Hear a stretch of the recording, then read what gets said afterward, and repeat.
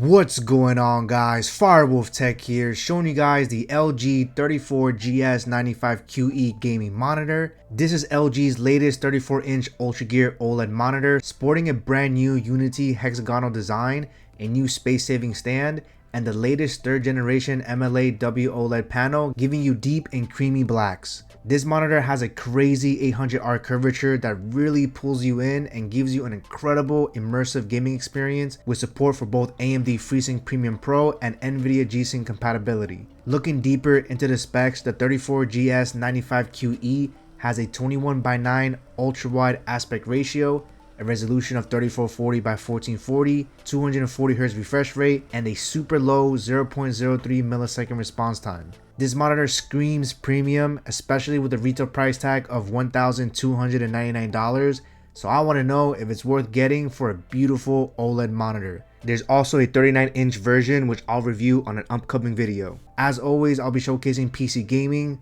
PS5 gameplay, Mac connectivity, and a full unboxing, so stay tuned. My first impressions of this monitor is how fire this OLED display looks. Deep blacks and beautiful colors making an amazing experience. It has similarities with the 27GS95QE that I just reviewed, and it also shares the same panel with the ROG PG34W CDM. This also means that this monitor has an anti-glare low reflection matte coating, which might be an immediate turnoff for those looking for the glossiest display. There's pros and cons, which I'll cover later, but the immediate benefit is that this display does an amazing job of deflecting harsh light sources. The exact viewing screen size is 33.9 inches, which puts the pixel density to about 110 pixels per inch, which is going to be the same as a standard 27-inch QHD display, but a 32-inch 4K monitor will still have a higher pixel density. Where this monitor shines is the ultra-wide 21:9 aspect ratio that gives you more screen real estate, better productivity, and a more immersive gaming experience, especially with that 800R curvature. Looking at the input selection, we get 2 HDMI 2.1 ports, 1 DisplayPort 1.4, a USB 3.0 upstream port, and 2 USB-A ports. And finally, on the bottom, there's a 3.5mm headphone jack. They should have added a USB-C DisplayPort input given the high price of this monitor. I think that was a huge miss. Now it's time to unbox the LG 34GS95QE. Really excited to open this up for you guys. Now it comes in this really cool UltraGear packaging. However, depending on where you buy it, you might see a different packaging, but I'm excited to get the nice fancy box. Let's go ahead and open this up. Alright, so first thing inside the box, we're gonna have the base of the monitor stand.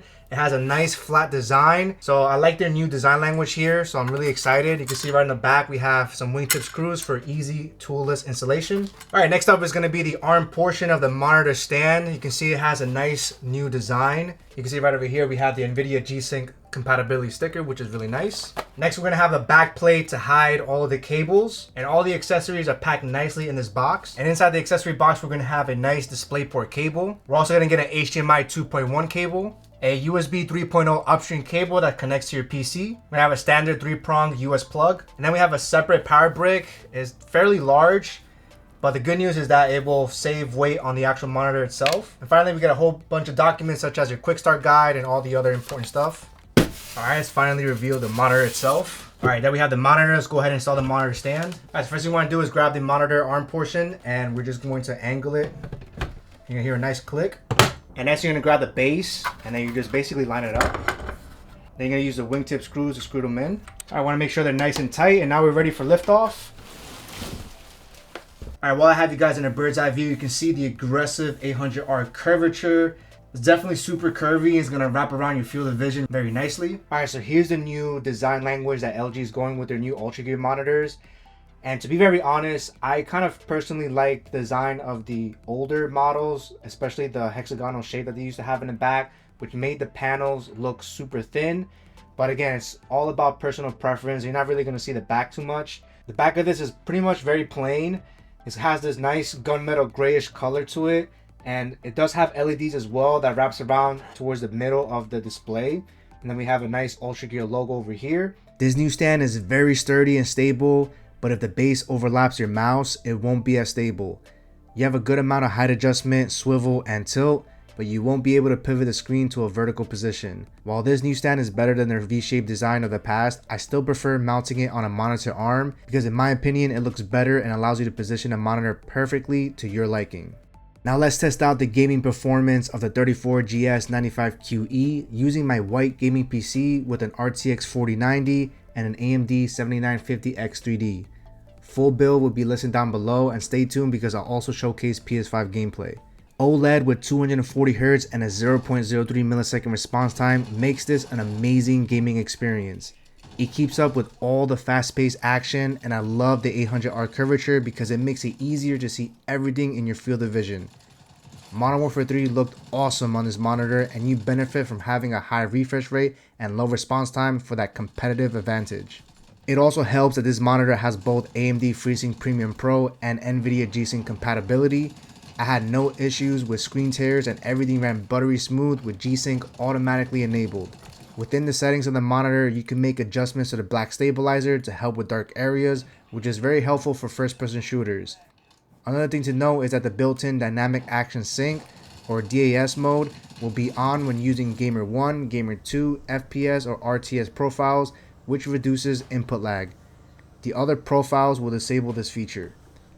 While this monitor might be considered 1440p, keep in mind that it has a higher pixel count at about 4.9 million pixels, which is about 29% more than the standard QHD resolution of 2560 by 1440. It's still less demanding than 4K, so there should be a good amount of GPUs to hit a smooth 240 plus frames per second. This monitor has no built-in speakers, so you'll need some good PC speakers or headphones to output sound. I'm perfectly fine with that since built-in speakers would have probably sounded worse. There are some games like Horizon Forbidden West that look stunning on this OLED display. Even if you're not hitting 240 plus frames per second, just sitting back and enjoying beautiful visual fidelity gaming will keep you immersed and put a smile on your face. Another thing I liked about this monitor is that no matter how long you're gaming or simply using it, you won't be prompted with a pop-up to perform an OLED pixel clean. The monitor will automatically perform one when it shuts off after 4 hours of use. This means you never lose focus when you're gaming. I expected LG to include a remote since they had one on the 27GS95QE and other high-end Ultra Gear monitors. I'm disappointed given the price of this monitor and hope LG changes this in the future and start including it on this model. It would make changing settings so much easier. Looking past that, gaming on the LG Ultra Gear 34GS95QE has been an amazing experience. You won't be disappointed making the switch to OLED. Taking a break from gaming, this monitor has a Display HDR True Black 400 certification, which lets you know this monitor has super deep blacks and enough brightness to meet that certification. Colors look great on the display with a 98.5% DCI-P3 color gamut coverage, but I do wish this monitor had pre-calibrated color accuracy like the ROG Swift OLED PG34WCDM that I reviewed earlier, but you do get a good amount of color presets and can change certain settings to suit your preference. The 3rd Gen W OLED features amazing brightness levels with typical brightness at 275 nits and a minimum of 250 nits. This makes it brighter than QD OLED. Now let's address the concerns over this matte coating. It's an anti-glare low reflection coating that makes this display superb when using this in a brighter setup. In this example, I have natural sunlight entering the room and it doesn't affect the quality of the display. What's more is that if I turn on my ring light at full blast, it still does an amazing job of diffusing the light, where I could literally use this monitor with multiple lights beaming at it, where compared to a glossier display, it would suffer since you'll see all those reflections, even your own reflection. But the biggest downside to this matte coating is unfortunately the fuzziness that comes with it. You'll notice it more with white backgrounds.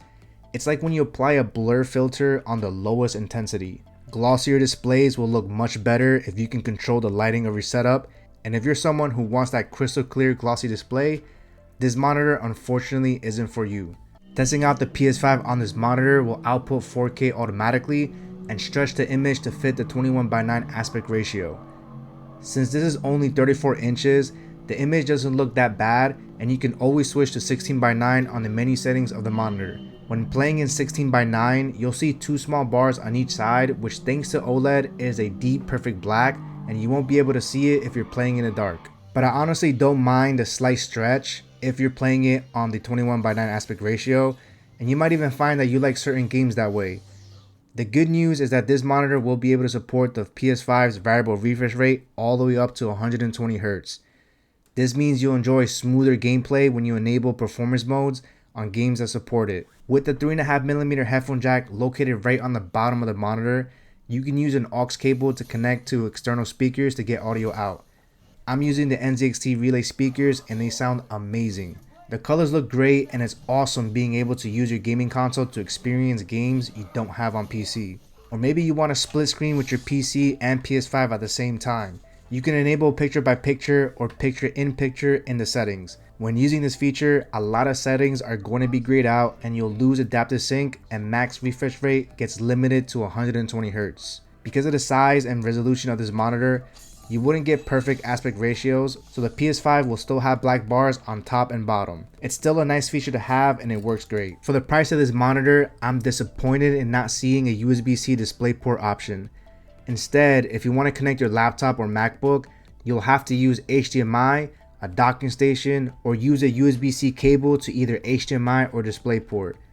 Using HDMI on my M3 MacBook Pro gave me a resolution of 3440 by 1440 with a max refresh rate of 144Hz.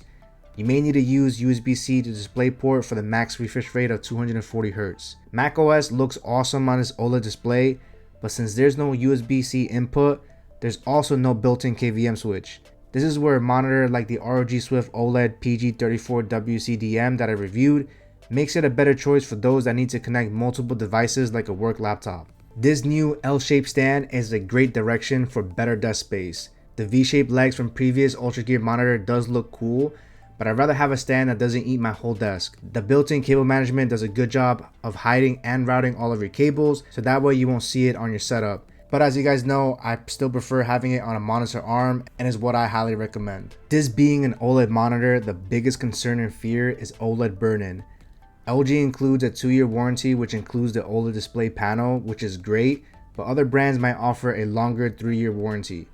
Either way, 2 years is still good and you always have the option of adding additional coverage depending on the retailer you go with. This monitor also has the option to manually perform an OLED image clean that takes about 10 minutes to complete. The great thing is that this monitor will automatically perform an image clean when the monitor is entering power saving mode or is turning off after more than 4 hours of cumulative use. There is no notification pop-ups to distract you, and because it's automated, your OLED display should last you a long time. I'm still upset that a remote wasn't included. Instead, you'll have to rely on the 4-directional joystick on the back, or you could use LG's on-screen control program for quick changes. When you bring up the full menu, you'll be shown 4 monitor setting statuses.